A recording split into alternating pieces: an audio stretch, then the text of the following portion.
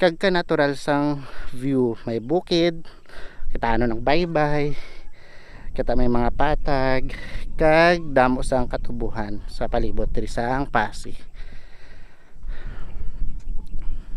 So just be careful lang when using Google Map, kay for sure patalangon ka gid sang Google Map kung magamit ma-rely ka sang Google Map mag-visit diri sa Agcararao Mountain View, no?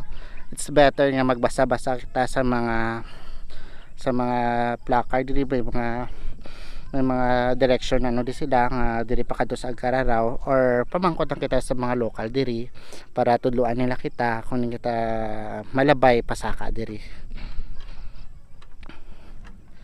So it's almost sunset na diri sa Agcararao. Ayan.